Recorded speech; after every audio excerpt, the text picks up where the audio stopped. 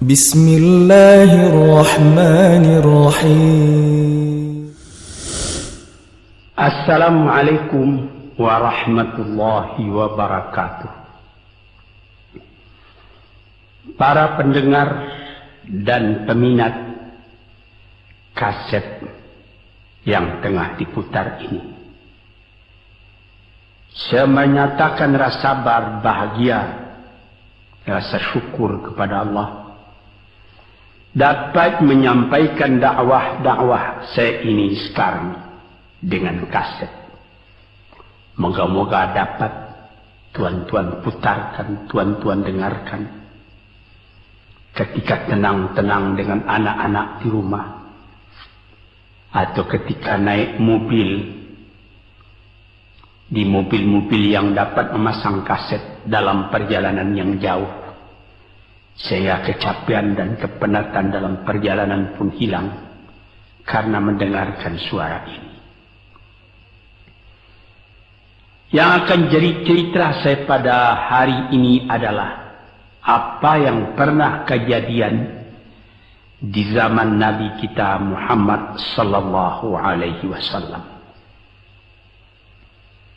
Di dalam riwayat ada diceritakan bahwa pada suatu hari, kira-kira pukul 9 pagi sepenggalah matahari naik,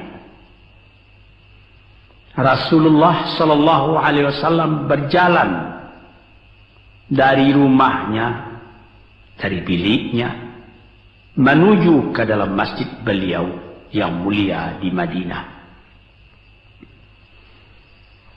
Ketika itu biasanya ada juga orang yang sembahyang di masjid, sembahyang sunat duha. Tapi umumnya masyarakat sudah keluar dari rumahnya pagi-pagi, bekerja menurut bidang masing-masing. Yang pergi bertani, yang pergi berniaga, yang pergi mengembalakan unta atau kambingnya. Tinggallah beberapa orang saja. Beliau lihat di sudut masjid ada satu orang pemuda sedang duduk tafakur termenung. Mukanya kelihatan muram saja, menunjukkan kesedihan yang terpendam di dalam hatinya. Rasulullah mendekat kepada pemuda yang tafakur itu. Setelah dilihatnya Rasulullah datang, dia pun menengadahkan muka. Rasulullah pun bertanya, "Mengapa di saat begini engkau duduk tafakur dalam masjid? Dan wajahmu kelihatan ada menampakkan kesedihan atau muram durja. Apakah yang engkau derita sekarang ini?" Jadi pemuda tadi menjawab, "Hazanun lazimatni ya Rasulullah wa duyunun." Artinya, aku ditimpa duka cita ya Rasulullah karena utang. Rupanya orang ini berutang. Utang telah lama, janji sudah dekat. Persediaan buat membayar belum ada. Itu yang saya menungkan di sini ya Rasulullah. Dengan senyum Rasulullah menjawab, "Sudikah engkau kalau aku ajarkan kepadamu suatu bacaan? Apabila bacaan ini, yaitu berupa doa, engkau baca pagi-pagi, dan nanti petang-petang pun engkau baca pula dengan hati khusyuk, insyaallah hutangmu itu akan terbayar." Tentu pemuda tadi dengan besar hati menjawab, "Tentu ya Rasulullah. Aku senang sekali kalau dapat engkau ajarkan kepadaku apakah doa itu." Lalu Rasulullah membacakan, mengajarkan kepada pemuda itu doa ini. Inilah yang akan saya bacakan pula, mudah-mudahan kita semuanya dapat pula mengambil bacaan ini menjadi bacaan kita. Kita baca pagi, kita baca petang. Apa bunyinya? Allahumma inni a'udzubika minal hammi wal hazani wa a'udzubika minal ajzi wal kasli wa a'udzubika minal bukhli wal jubni wa a'udzubika min ghalabati daini wa qahrir rijal. Sebelum kita uraikan atau kita tafsirkan artinya satu demi satu, baik kita artikan secara keseluruhan lebih dulu. Artinya ialah, ya Tuhanku, aku berlindung kepada Engkau daripada ini. Lalu disebut 8 banyaknya. Yang pertama, aku berlindung kepada Engkau daripada duka cita, daripada kesusahan dan duka cita. Susah dan duka cita, sudah 2. Dan aku berlindung kepada Engkau daripada malas, daripada lemah dan malas, jadi 4. Dan aku berlindung kepada Engkau daripada bakhil, berat mengeluarkan wang, dan daripada pengecut atau penakut, sudah 6. Dan aku berlindung kepada Engkau daripada pengaruh berutang dan daripada kekuasaan orang lain atas diri kita, sehingga kita tidak mempunyai kemerdekaan pribadi lagi.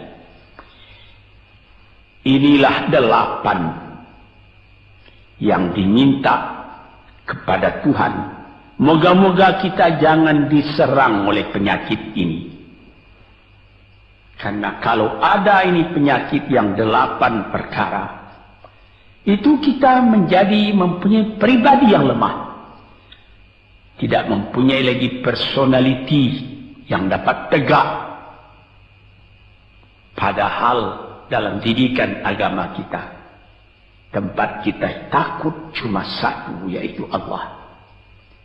Yang lain tidak ada. Yang pertama, susah. Apabila orang telah susah, pikirannya pun sudah tertumbuk. Jalan untuk maju tidak ada lagi. Padahal dalam kehidupan itu, manusia tidak akan berjalan di atas jalan yang datar saja, yang bertaburkan kembang. Kehidupan itu mendaki, menurun, melereng, berenang, melewati ombak dan gelombang. Itu pasti dalam hidup. Apa yang disusahkan? Kusut, tak ada kusut yang tidak selesai. Keruh, tak ada keruh yang tidak jernih. Apabila pikiran kita telah susah lebih dulu, maka gelaplah jalan yang kita tempuh ke muka dalam kehidupan tadi. Yang kedua, kita disuruh berlindung kepada Allah daripada duka cita. Yang menyebabkan orang duka cita itu memang banyak. Misalnya, kehilangan barang yang disukai, kematian orang yang disenangi, bahaya yang datang dengan tiba-tiba. Orang yang ditunggu sudah lama tidak datang. Barang yang dicari tak bertemu, dan lain-lain sebagainya. Lalu tumbuh hazan, duka cita. Kalau kesusahan menjadikan soal yang kita hadapi jadi kusut, kedukaan menyebabkan jalan yang kita tempuh jadi gelap. Nah, ini dua hal yang bisa menghambat, menjadi rintangan bagi manusia di dalam kehidupannya. Lalu yang ketiga, aku berlindung kepada Engkau ya Allah minal ajaz. Lemah. Lemah apa? Lemah pikiran. Tidak ada energi lagi. Tidak ada inisiatif lagi. Menyerah saja. Lemah. Belum dihadapi suatu soal, hati lebih dulu sudah lemah. Merasa itu soal terlalu besar. Padahal kalau dihadapi, tidak ada kusut yang tidak terselesaikan. Tidak ada keruh yang tidak terjadikan. Yang lebih berbahaya lagi. Yang keempat, apa? Malas. Kalau sudah malas, apa yang akan dikejar lagi? Kita duduk saja termenung-menung dalam kemalasan. Lalu angan-angan banyak, cita-cita mati. Angan-angan hendak terbang, padahal sayap tidak ada. Angan-angan hendak mempunyai ini, hendak mempunyai itu, hendak mempunyai Mercedes-Benz, hendak mempunyai rumah besar. Tapi ikhtiar tidak ada. Sebab itu ada pepatah dari orang tua-tua kita di zaman dulu. Dikatakannya, mati, ini di zaman penjajahan dulu nih. Mati Belanda karena pangkat katanya. Mati Cina karena kaya katanya. Mati Keling karena makanan katanya. Mati Melayu atau Indonesia karena angan-angan. Ini dia. Angan-angan karena malas tadi, berangan-angan. Tapi malas. Jadi tidak jadi. Dan itu membentuk juga kepada diri kita. Orang pemalas itu jalannya lunglai saja, matanya muram saja, tak jauh dia memandang. Nah, ini penyakit. Itu 4 penyakit. Lantas dikatakannya lagi yang nomor 5 dan nomor 6. Wa a'udzubika minal bukhli wal jubni. Dan aku berlindung kepada Engkau daripada bakhil dan pengecut. Ini lebih berbahaya lagi. Dikumpul-kumpulnya harta banyak-banyak. Maksudnya tadi hendak menguasai harta itu. Lama-lama dengan tidak disadarinya, harta itulah yang menguasai dia. Dia menjadi bakhil. Siang malam tidak ada kesenangan, cuma sibuk cari uang. Kemudian simpan banyak-banyak. Gunanya dia cuma mengumpul itu saja.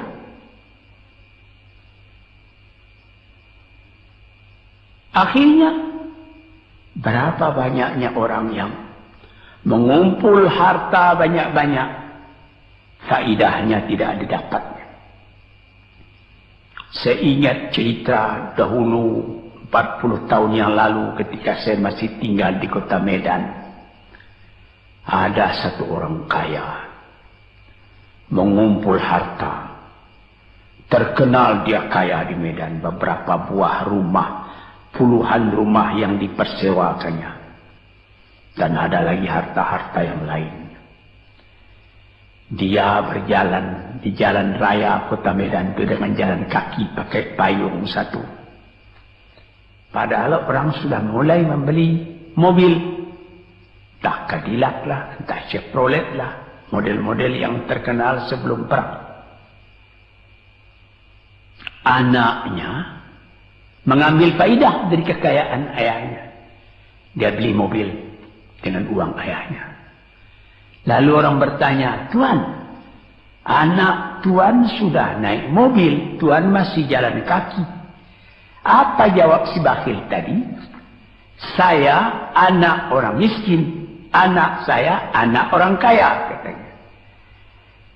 Nah, inilah orang yang bukan lagi mencari harta buat menguasai harta itu, tetapi dia mencari harta buat dikuasai oleh harta itu. Yang nomor 6 lebih jahat lagi. Apa? Jubun, pengecut.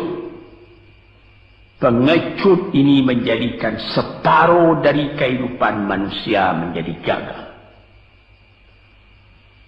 Ada pepatah orang, kalau engkau berniaga atau berusaha, meskipun modalmu tadinya tidak ada, asal engkau berani, itulah modal utama dalam hidup. Sesuai dengan pepatah Melayu atau pepatah Indonesia lama, dia katakan,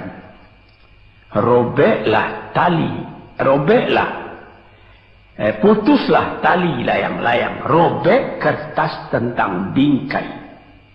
Hidup jangan mengepalang, tidak kaya berani pakai. Hidup jangan mengepalang, tanggung-tanggung jangan. Tidak kaya berani pakai. Keberanian itu adalah modal. Sebab itu kalau orang rugi berniaga, itu belum rugi. Yang penting berani. Karena adat perniagaan itu tidak saja beruntung, rugi juga kadang-kadang. Tapi kalau keberanian yang hilang, separuh daripada kekayaan tadi sudah habis. Walaupun masih banyak ada, tapi keberanian tidak ada, separuh sudah habis. Akhirnya, walaupun kekayaan besar, tapi kepercayaan hilang, itu namanya habis, tidak ada lagi. Walaupun berjuta yang tinggal dalam tangan, tapi orang tidak percaya. Apa lagi artinya? Sebab itu yang pertama sekali modal itu keberanian menghadapi hidup.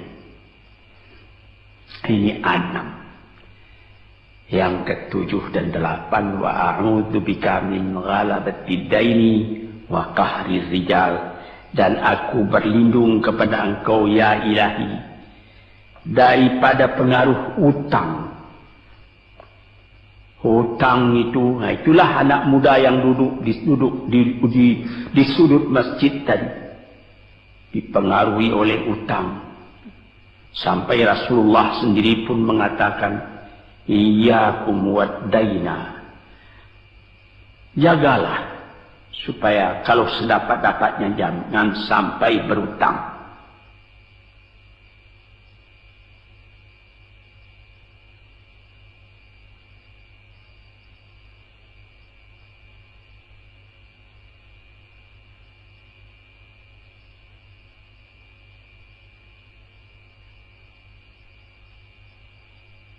Bisa juga berutang kalau keberanian tidak ada, dan berani itu membuka jalan buat mencari bayarnya. Tetapi kalau pengecut berutang lagi, itu payah buat membayar. Sebab itu Nabi mengatakan, iyyakum wad-daina, saya akan sedapat-dapatnya elakkanlah supaya jangan berutang. Fa innahu hammun bil laili wa mazallatun fin nahari. Hutang itu susah pada malam hari, mata tidak mau tidur. Dengan apa imbangan hutang tadi, berapa utang, berapa yang akan diterima, sehingga mata tidak mau tidur malam itu memikirkan hutang. Akhirnya mazallatun fin nahari, kalau siang hari badan berasa hina, tak berani keluar dari rumah. Kota Jakarta yang begitu besar, bersilang siur, jalan-jalan raya, jalan Tamrin, Diponegoro, Imam Bonjol, Cut Mutia, dan lain-lain nama jalan. Ada orang yang jalan itu bertambah lama, bertambah kecil jumlahnya. Kalau orang lain mempunyai 100 macam jalan, dia paling tinggi cuma 2 saja jalannya yang dapat jalani. Jalan dari rumahnya ke tempat yang tertentu. Ke lain dia tidak berani. Kenapa? Karena ada tempat dia berhutang. Jadi dikatakan dalam hadis itu, orang berhutang malam tak mau tidur, siang malu sama orang. Takut akan ditanyai, takut akan dicari. Ataupun dia berbenam di rumah, datang orang menunggu piutang. Dia bilangkan kepada pembantunya atau kepada anaknya, katakan bapak tidak di rumah. Anak yang tolol atau pembantu yang tolol menjawab, mana bapak?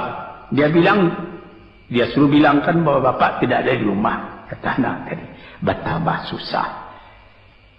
Lantas yang nomor 8, wa qahrir rijal.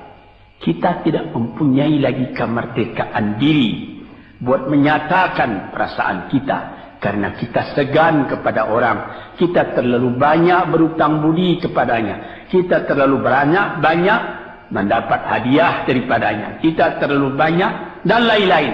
Sehingga mulut kita jadi tertutup, tak dapat bercakap lagi. Ditekan oleh hutang budi kepada orang tadi. Kemerdekaan diri tidak ada lagi. Inilah 8 perkara yang ditunjukkan oleh Nabi Sallallahu Alaihi Wasallam kepada pemuda yang duduk tadi. Dapatlah kita mengambil pedoman dalam kehidupan kita sendiri, bahwa yang amat penting lebih dahulu ialah kemerdekaan jiwa. Kalau sekiranya di dalam negara yang telah merdeka, kita sama sekali menyorakkan, meliuk lambaikan kemerdekaan di mana saja kita pergi. Tapi banyak orang yang lupa negaranya telah merdeka, dirinya sendiri telah menjadi terjajah. Bukan Belanda, karena Belanda sudah lebih 30 tahun pergi meninggalkan negeri ini.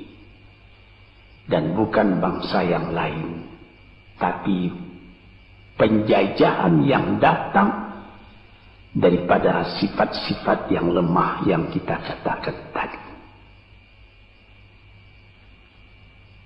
Kesusahan.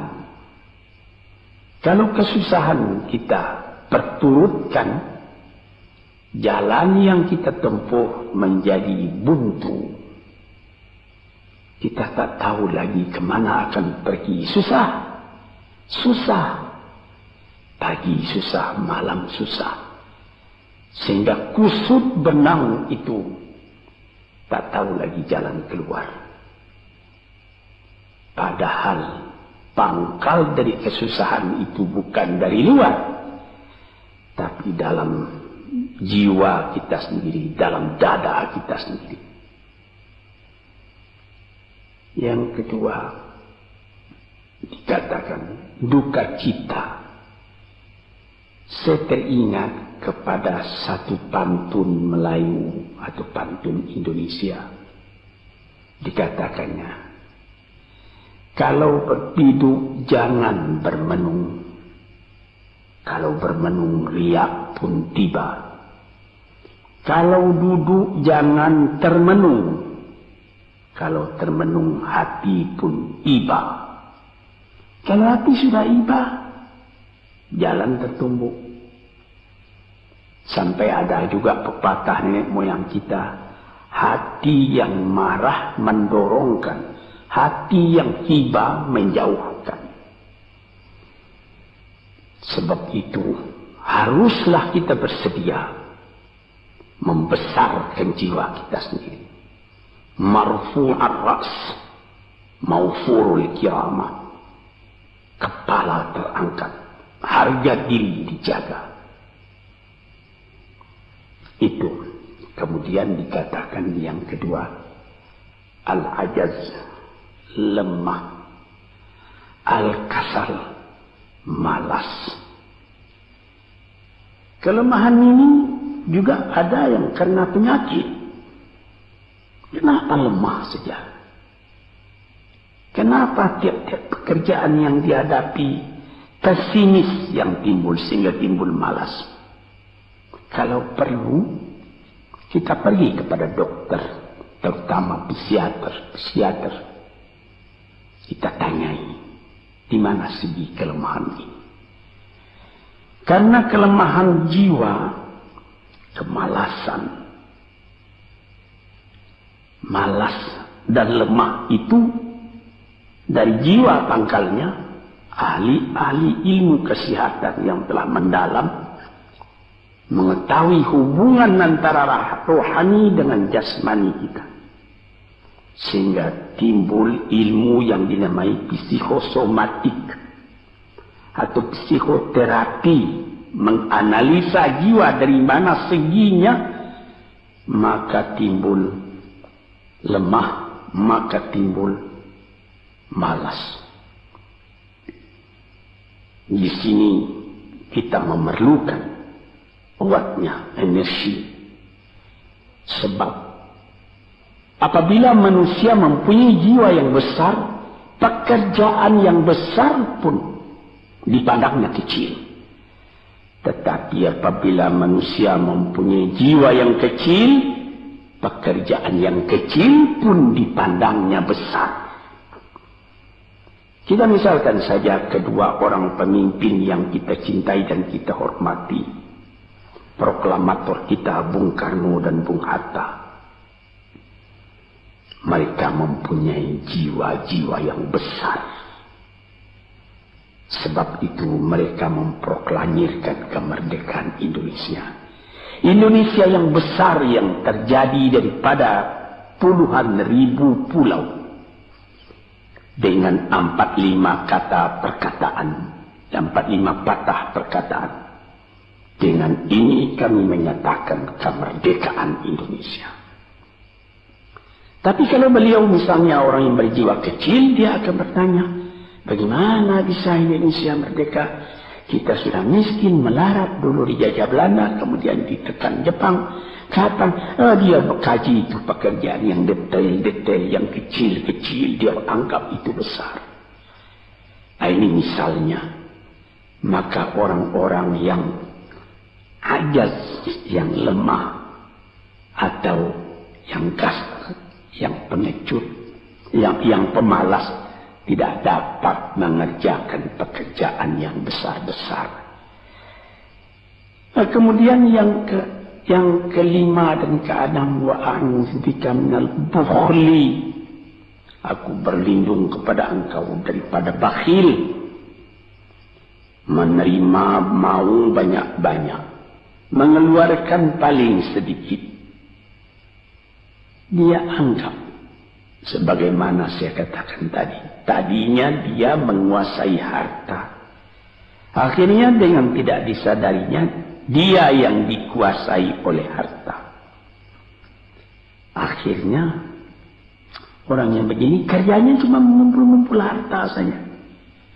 Kumpulkan harta banyak-banyak, kemudian Tuhan memanggilnya kembali ke akhirat, mati, tidak ada harta tadi yang dibawanya. Tinggal menjadi perselisihan di antara anak dan cucu. Di hari-hari yang pertama, anak tadi menangis. Ayahnya telah mati. Tapi di hari yang kedua dan ketiga, dia tidak menangis lagi. Dia berpikir, di mana kunci ditaruh ayah? Di mana simpanan ayah? Berapa peninggalan ayah? Lalu dia berkelahi. Anak tadi. Nah ini, karena si ayah tadi bukhul, bakhil. Nikmatnya orang lain yang merasai, dia sendiri sengsara diperintah oleh hartanya itu. Apatah lagi yang keenam, jubun, pengecut. Dia berjalan siang, dia berjalan malam hari. Kelihatannya olehnya pohon kayu bergerak-gerak. Disangkanya itu hantu. Dia lari terus. Bertambah lari, bertambah takut. Akhirnya dia pingsan karena sudah lari. Dia tidak ada apa-apa oleh orang yang berani. Ini orang yang gagal di dalam perjalanan hidupnya. Karena penakutnya, karena pengejutnya itu. Padahal di dalam keterangan agama sendiri, orang-orang yang beriman kepada Allah dikatakan, la tahinu wa la ta'zan wa antumul a'launa in kuntum mu'minin. Jangan engkau merasa lemah, jangan engkau merasa duka cita, jangan engkau merasa pengecut. Engkau tinggi kalau engkau beriman kepada Allah Subhanahu wa Ta'ala. Dengan iman kepada Allah Ta'ala itu kita melihat alam dalam keindahannya, dalam kekecilannya. Yang besar cuma Allah.